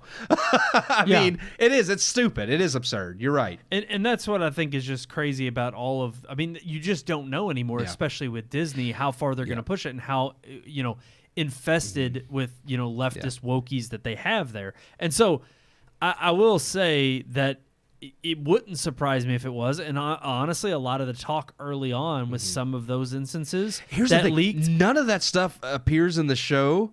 It's funny because the producer had said that, like, he's like, in our canon, Morph is whatever. I forget the term. Not non-binary. Non-binary. Thank you. I knew it wasn't bisexual. So And it's like, but apparently I guess that's just their headcanon because they never go that route in the show. And I'm like, okay, that's fine. I guess if they want to think that, whatever. But yeah, when that released, it does. It makes you concerned. And then you watch a few episodes, and like I said, like that one character saying, you know, I can't help I was born this way. I'm like, where are they going? Even like Magneto gives a big speech that is very iffy about like being free to love whoever you want to love, and of course it's all within regards to mutants, which is fine because that makes sense, but it's just one of those things where it gets very on the edge of, they know what they're doing, of like what are they doing here. And I think the show is well made, but it's one of those things where I've only seen the first 3 episodes, so I can't speak for the entirety of it, but I agree with you. I keep seeing great things about the entirety of it,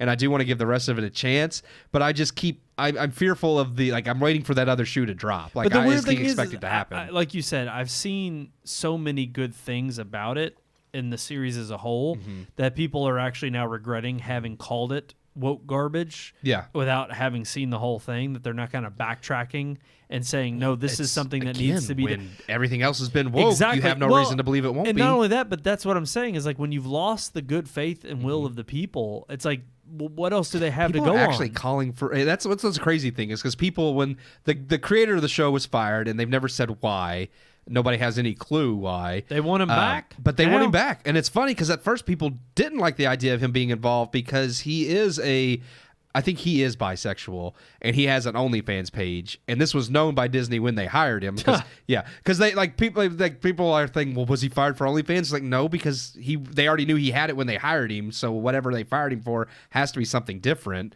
Or they just didn't think it would ever be discovered or create bad publicity. But I mean, they had to have known. It was well before like the show came out that people were already aware. That's why I'm like, I don't Either think they didn't care or they didn't think people were going to find out on a mass level. The backlash about it possibly. I think they were trying to get out ahead of the idea of like, no, it's not going to be woke. It's see, look, he's gone and this and that.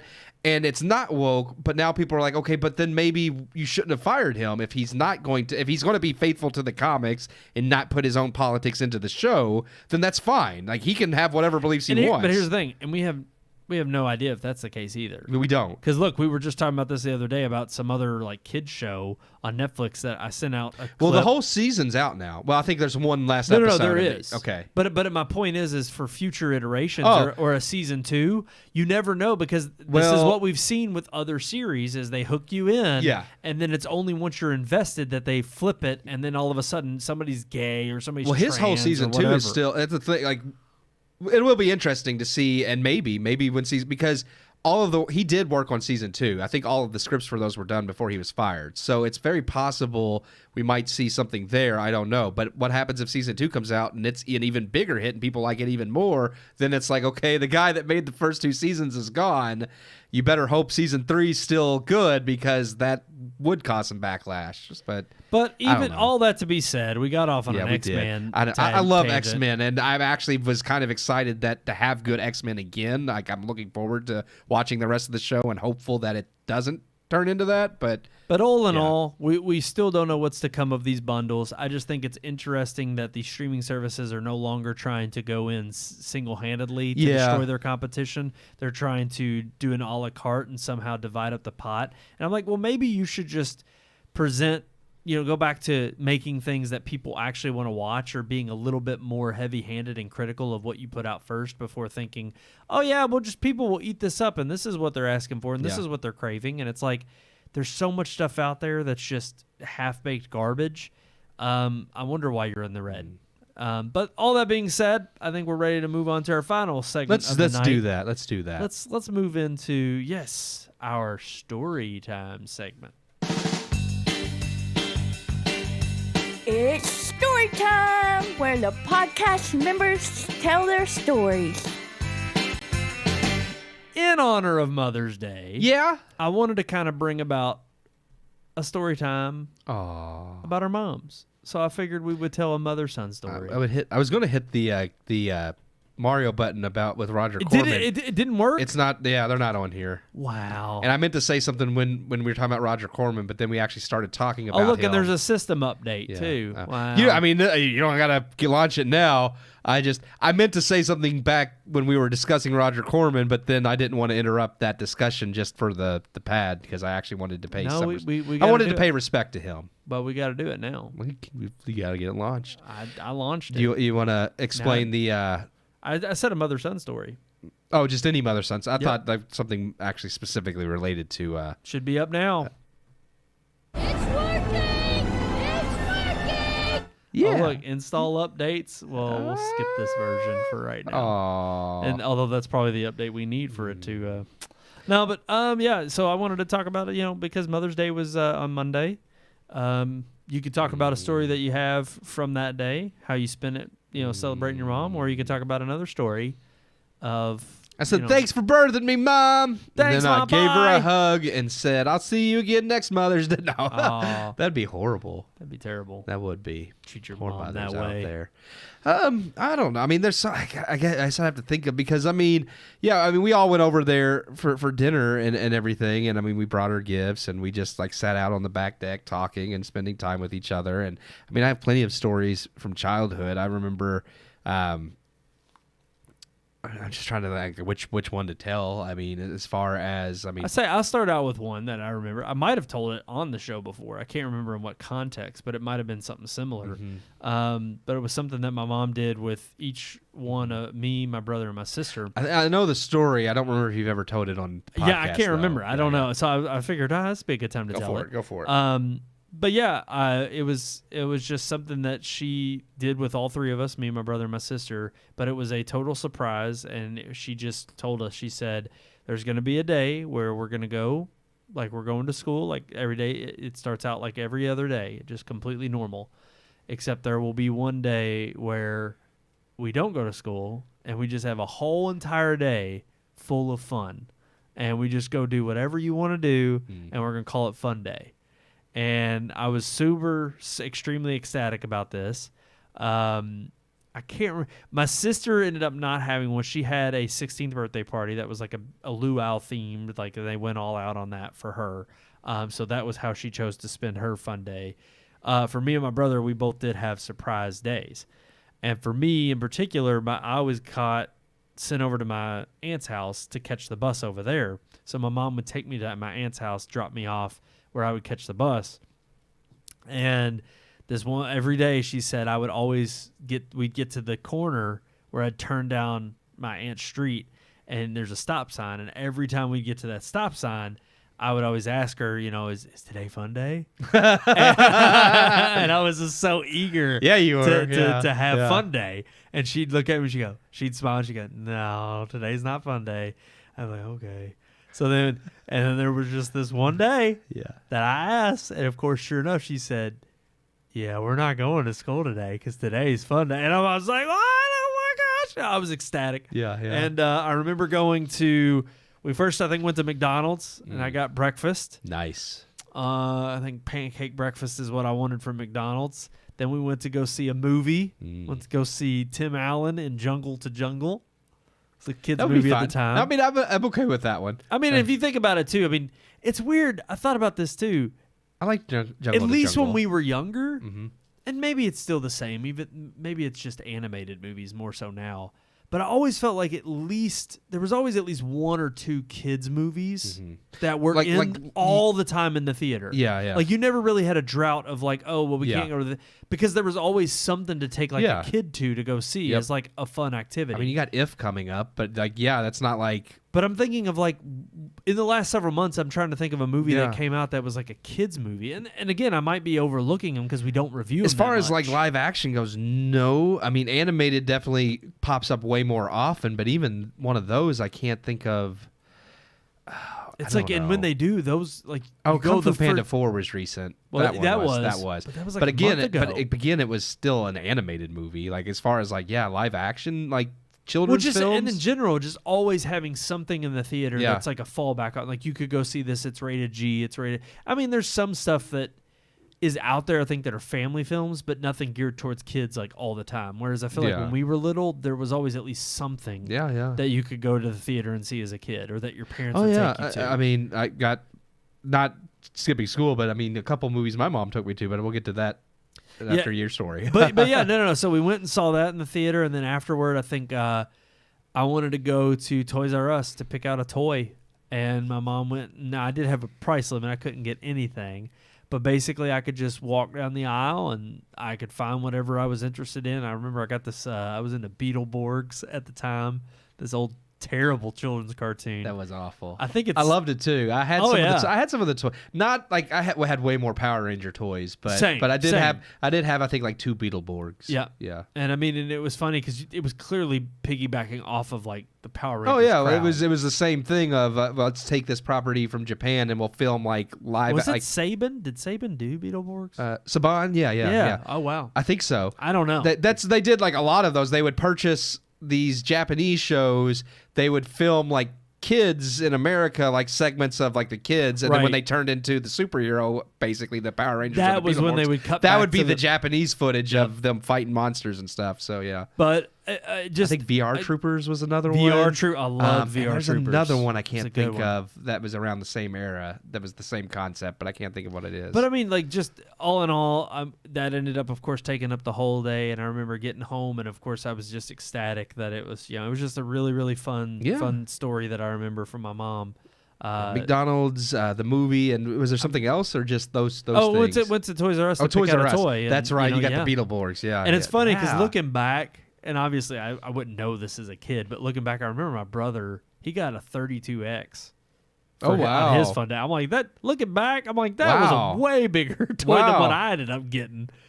Back then, I didn't know the price of things. You didn't care, though. I didn't care. So you got what you wanted. Exactly. He got what he wanted. Right. It just happens he wanted something that was a lot your mom probably, more pricier. She would have not bought it now because she would have been like, this thing's going to flop in a year. And we ended up not having another console till the PlayStation, but that 32X was like, it was a flop. Yeah. Well, nobody at the time, I guess, realized that. True. But yeah. All my mom says, that works with the Sega that you already have. Okay, that's fine. It's an add-on. But I mean, it was just, again, fun day. Had a great time and a great mother-son story. Yeah. Didn't skip school, but there were actually two movies that like my mom had taken us to kind of as a surprise. Bigger one being the Rugrats movie, the first. Oh, She didn't tell us. We just went to the theater, and that was that was really awesome. That was a big one when it came out. We're going to the. I don't remember. I don't think she even told us we were going to the movies. We just went to the movies, and I was like, "Oh, awesome!" And then we saw Rugrats, and that was awesome. And the other one, which is still a movie I absolutely love. It's I think a very underrated movie. It's not well known in my opinion, but it was Cats Don't Dance, which is an animated film from. No, I don't know that one. I think Warner Brothers did that one. I have to look it up. I think it was one of the few they did, kind of like with like Iron Giant, like back in the '90s, where they had some of the. But yeah, I bought it on Vudu several years ago because you can't. It's not on anything, and even the Vudu movie is only like in SD. Wow. But but I bought it just because I really wanted to watch it again, and it's a musical. The concept is it's kind of funny because it would fit kind of in today's day and age, but I would say it actually had a solid message back then instead of the woke message, but almost a Zootopia type thing where it's about a cat who wants to go to Hollywood and become famous as an actor, but when he gets to Hollywood, all the animal actors, because they're anthropomorphic animals, but they also live in the world with actual people. So you have people and then the animals. Gotcha. And the animals in Hollywood are only allowed to have roles as basically like livestock. Like they're not allowed to have like actual good roles and this and that. And they're kind of mistreated and downtrodden and like, oh, y'all are lower class and the people are upper class.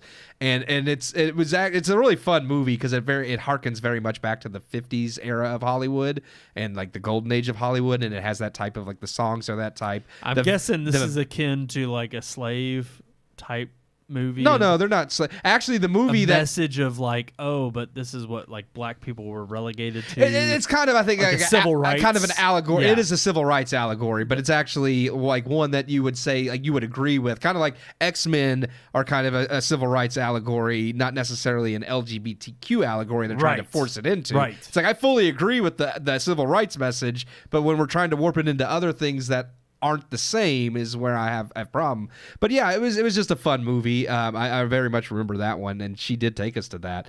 Out of nowhere, don't even know how she found out about it or where it came. It might have been, like you said, just one of those times where like it was in theaters, and it was like the only children's movie in theater, and she took us to see it. And I think part of that too was because it was kind of fun. Even more so for me now, like having revisited a few years ago than at the time, because I didn't really understand all the golden age of Hollywood references. Because even the villain is this little girl that's basically a Shirley Temple stand-in, and it's hilarious. And I'm just like, it's kind of cool when you look at Hollywood that didn't have their heads up their butts, and how they could pay homage what they could to actually do. Because it's not, like I said, it's not the best movie ever made. Like I said, I'm sure. But I mean, for what it was at the time to go unnoticed, I'm like, that actually had some wit to it and was actually something that was the songs I love. The only other person I think who knows it and who's seen it, of course, with his love of animation as well, is Nathan. I know Nathan has seen it, and he's talked about how like we've talked about both of us how we felt it's an underrated movie. But yeah, but. I mean, yeah, it's just in honor of Mother's Day. Wanted to bring up some times that we spent with Mom. Moms do things. How much they show us love, and Mom was always responsible for like the Kentucky Kingdom season passes. I remember that because true. Just because like she wanted to like to have something we could do, and I mean I know like we did Holiday World mostly with the youth, but that was still like things that like my mom always wanted to make sure we got to do that because I'd say even going on trips in the summer, vacations, and it's like, that was playing. Like it's not that I think dads don't care about that thing, but when it comes to the planning, they're preoccupied with other things. I mean, they're preoccupied with the bills and keeping lights on and making sure that the amenities are taken care of. And again, that mom is happy, but it is funny because it's like I remember there were definitely times where it was like, of course. It took both my mom and a dad, like a joint partnership, to give us a great Christmas. Yeah. But there were plenty of times where my dad, after we were done ripping open presents, he'd look at me. He's like, "No, look, none of this nice stuff would be here if your mom didn't want y'all to have it." And I'm just like, "Thanks, Dad." So you're telling us. He's like, "I would have spent the money on you." Well, and that's what's funny because I think that's why also the moms plan the vacations because it's not that dads don't care, but honestly, think about it. It's like. Basically, any vacation, like the dad just could be like, yeah, like he's like, you want to go, like you're gonna do, like it's like, if it's up to me as a man going on vacation, I'm perfectly content sitting in my house for a week and just not having to work. So it's like, yeah, you kind of need the female to say, hey, let's go to Florida or let's go to Myrtle Beach and or let's go. Like, okay, that sounds good. Yeah, that's fun. True. That's like it's like I could be at home in my recliner, but that's fine too. Well, and because again. The dad is thinking in so many ways of like, okay, but it's fun for everybody. I've got to make sure everything stays on track. It's like I got to focus on like, all right, we're not on track, but again, you don't want to lose a kid. Priorities are different. Not to say that they both don't share. I think the same a man just immediately goes into survival mode of like what will go wrong or can go wrong will go wrong, and so you immediately start thinking of all the different ways in which you've got to. Keep things from going wrong, and that's where your head is at. So immediately you don't think of, oh, this is going to be so much fun. As a kid, it's like you don't have to think about nothing but the trip. No, you're just going to enjoy yourself. You don't have the responsibility. Yeah, which is what part of it makes it fun. And it's thankfully moms that are sitting there saying, hey, we need to have this stress-free, fun time for the kids just to enjoy, every once in a while. And there's some of the best memories. Absolutely. Fondest memories. Alrighty, guys, that's going to do it for this episode of the Red Moon Podcast. Thank you all so much. Game over. Oh, you need to do the one for, oh gosh. That's right, Roger Corman. He's gone, but not forgotten. Wow. As always, you can like, share, subscribe on all of our social media pages right there at the bottom of your screen. Red Moon Book on Facebook, Red Moon Tweet on X, Red Moon Pics on Instagram, and of course, search for Red Moon Productions on YouTube and Rumble. We are still live every week on Rumble. Our catalog is on there as well. I need to start putting the reviews on there too. Yeah, you should do that. And I need to make like a little lower third that includes Rumble. But yeah, like, share, subscribe. We appreciate all the love that you share with us there. And there's that old-fashioned way of reaching out to us. One way we can get you through the electronic mail. Yeah, you can tune into the show and we can read your email here. Yeah. RMPodcast at redmoonproductions.com. Just beautiful. Alrighty, guys, that's going to do it for this episode. Thank you all so much for tuning in. Until next time, I am one of your hosts, Brandon Davidson, alongside, no, not our normal new host. That's just his beautiful-looking chair with that nice Red Moon logo in it. He'll be joining us next week, though. Yes, we have missed him. Uh-oh. And too late. Too late. We hope you enjoyed this week's episode. For more reviews, previous podcast shows, and everything Red Moon, visit our website, redmoonproductions.com. You can also like us on Facebook or follow us on Twitter by searching for Red Moon Productions, LLC. We'll see you at the movies.